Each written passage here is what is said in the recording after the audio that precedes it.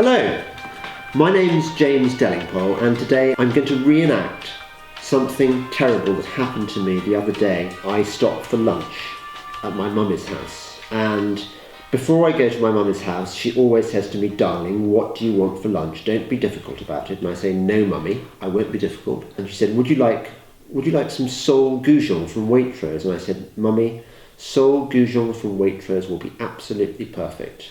So, Mummy served me the sole goujon. This is where I'm going to reenact the horror.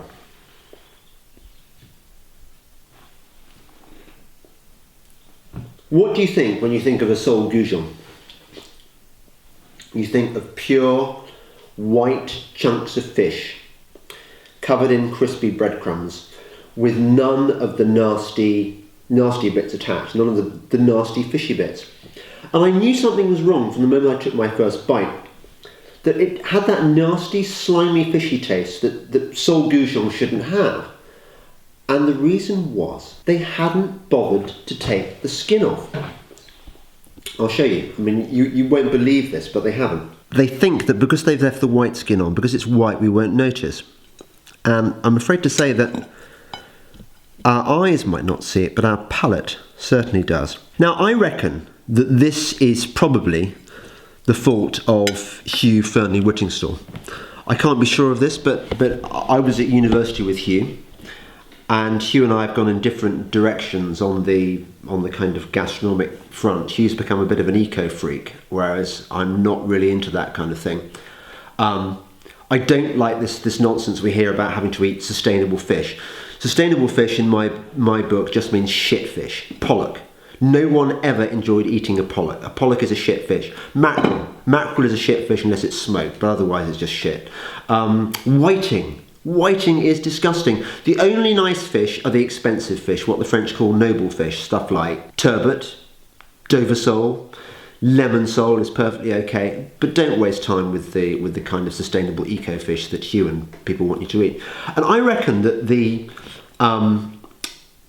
leaving on the skin is part of that evil sustainability scheme to make us eat crap. Like, I suppose there's a certain kind of housewife that think, well, actually, if we leave the skin on, that means there's less wastage. No, what it means is that the sole goujon is no longer a sole goujon. And it's not just me who thinks this way. Earlier, I consulted the expert on all matters to do with middle-class taste, Mary Berry. I think Mary Berry understands the situation here, because what does it say? 4 large lemon sole fillets, skinned. Of course they're skinned. You cannot have skin on a sole goujon. I tweeted about this to Waitrose, and do you know what they said? They said, if I took the sole goujon back, I would get a refund. Well, it wasn't about the money, Waitrose. No, the thing that disturbed me was the whole principle.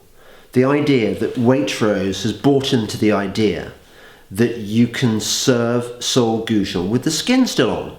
I mean, it's a monstrosity. It's like selling cod with I don't know, English mustard smeared on it. So that's my beef with Waitrose. I seriously think you need to sort yourselves out.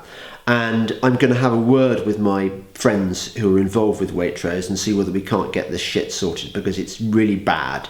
You are supposed to be the upper middle class supermarket, and you are not doing your job with your fucking goujon. Enough said.